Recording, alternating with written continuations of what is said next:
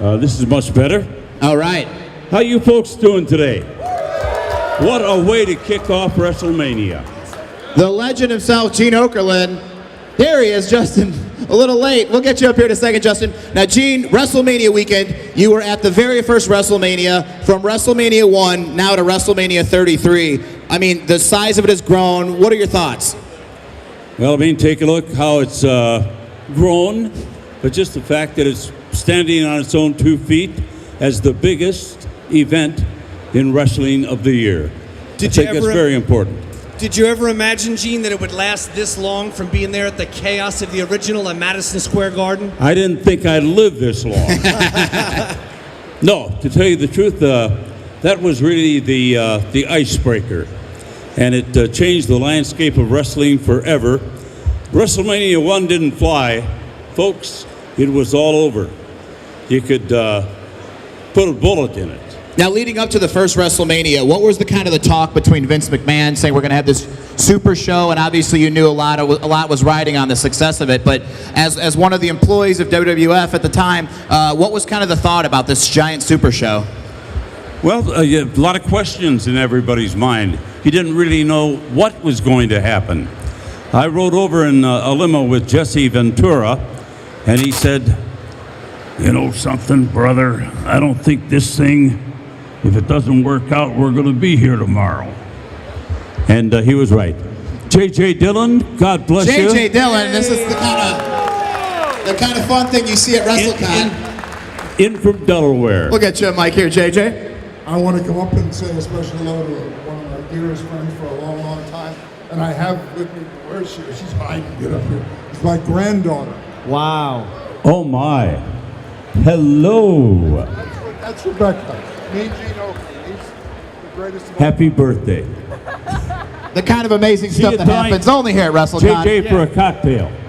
Where were Hall you? of Famer, J.J. Dillon. Where were you the day that Mean Gene met J.J. Dillon's granddaughter? Only at WrestleCon. Now, Gene, as a kid growing up watching the WWF, you were so integral in introducing the wrestlers to us. I would watch, and you would bring them in. Coming to Chicago, where I grew up, you would have them come into the Rosemont Horizon. With those interviews, what did you do? Did you think it was your job to kind of get the most out of these wrestlers? Well, wrestlers and also the managers. The peripheral people. Yeah. At WrestleMania 2 at the Rosemont Horizon in Chicago, I had the dubious distinction of working with Gorilla Monsoon, the late great, and Kathy Lee Crosby, the wife of Joe Theismann at the time. She went through quite a few of them after that.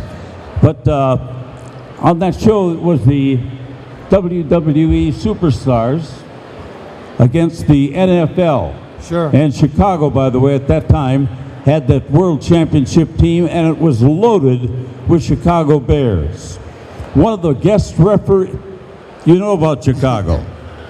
One of the guest referees was Dick Butkus. He and I started early on, about 11 o'clock on the beer. And by the time showtime came around, the bell rang, we were in the bag. But he called it fair and square. 1, 2, 3, out. Very enjoyable. Now, Gene, with those interviews that you would do, who were some of your favorites that when you saw, okay, I got this guy coming up in the wings to promote the show at the Spectrum, who were some of your absolute favorites that you knew the chemistry was off the charts with? You're talking now about talent, right? Yeah. Okay. Well, obviously, Bobby Heenan was a man who was... Bobby, let's hear it for Bobby Heenan. Legend. A very articulate man, a great manager, a great broadcaster, and by the way, for the record, he could do it in the ring. Amazing bump taker, amazing. Would make anybody look like $1 million in the ring. Absolutely. But I mean, then after that, we got all kinds of people. The Nature Boy, Ric Flair. But of course, how about the crazy interviews with the Iron Sheik? Oh, very good. Beautiful daddy. Your interviews with Macho Man always. Macho Man ready the three rises to the top with the creamer, amazing. Right, and Piper. Yeah. Even Snuka, a little off the wall, but who can forget the great immortal Hulk Hogan? There you go. Yeah. Now, Gene, I'm curious, on the flip side, you talked about the great people to conduct interviews with that have that energy. Who did you have to work extra hard to get a good local market promo or event promo out of? Well, very familiar name, you won't believe it. Juventud Guerrero. The juicy one. Yeah. A legendary Nitro promo with you two in the ring. Right, which I didn't realize he didn't speak English. Something they might have wanted to run past you before that. Right. Juventud But Guerrero the big also does surprise, not it realize worked that he out. doesn't speak English. That's something you two have in common. I had a great punchline for the 1, 2, 3 kid, Sean Waltman, and Kevin Nash uses it all the time. He had this absolutely horrible interview, couldn't ad-lib his zip code, and at the end of it I said, you know something, kid, you're a breath of fresh air. Put Now, the interview over and it worked. one of my absolute favorite things to do is watch those old promos with you. When somebody like the Iron Sheik or Wendy Richter with his classic, I'm not going to lay down, I'm not going to let anybody lay down on top of me, and you kind of start breaking a little bit, you start laughing a little bit, you kind of put your hand up or you'll turn a little bit. What was happening, especially with those live interviews, when you're losing, you're about to laugh and you know, I can't laugh in the camera right now, but Wendy Richter just said something so funny, I'm losing my mind. You wonder where the hell they're coming from. Paul Orndorff was another one, was a little like that. We had the Great Turkey Tournament in Hartford, Connecticut at one time, and it was a strange match. The loser was the winner. But they brought in a turkey. Howard Finkel picked up this turkey in Groton, Connecticut, brought it up, they put it in a cage, and the Iron Sheik choked it to death. So we didn't have a turkey to work with. Nonetheless, the show went on. Who can forget this one? Speaking of Hartford, the Survivor Series and the Gobbledygooker. Wow. Your favorite? What was that? I can forget it very easily. Yeah. Did you know throughout the build-up what the end result was going to be? Didn't have a clue. Back in those days, they didn't smarten up the announcer. I have a question I've always wanted to ask you. When Ric Flair was doing the famous "With a Tear in My Eye" promo after he won the Royal Rumble, you yelled out, "Put out that cigarette." Who was smoking? Well, I was a production assistant or somebody on the floor, but you can't smoke in the studio. Right. Christ, it looks like the place is on fire. So I just asked him very kindly, put out that cigarette. I think that was a question. And I think one of your other most legendary, you were interviewing Rick Rude, and the SummerSlam sign fell, Yes. and you just went, "Fuck it." Were there any repercussions for that? No, but at the time I thought it was a big bomb, but it's still something they talk about today. But I'm not the only one that's ever dropped the F-bomb on TV.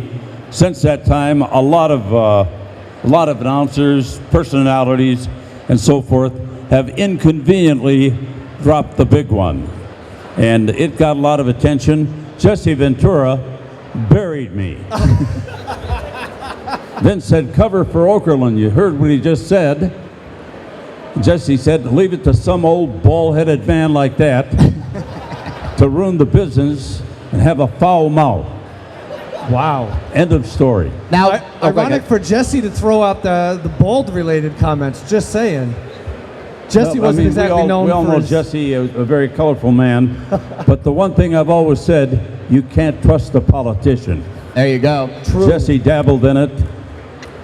Now, Gene, in your opinion, how important is the interviewer? You see on Raw or SmackDown, a lot of times they don't let the interviewer be sort of a personality like you were. How important do you think is the interviewer to the process of helping get over a wrestler, a manager, an angle? Yeah, it's apples and oranges. You know, different today. Back then, if somebody would say something outrageous, I'd have to react to it just naturally. And today, I don't think there's that spontaneity there. Sure. If you will, for lack of a better term, but it's kind of the way the business has evolved, and it's morphed into something that is highly produced. Much of the interview time, by the way, is scripted, not only for the announcer, who gets very little airtime or face time, but also for the talent.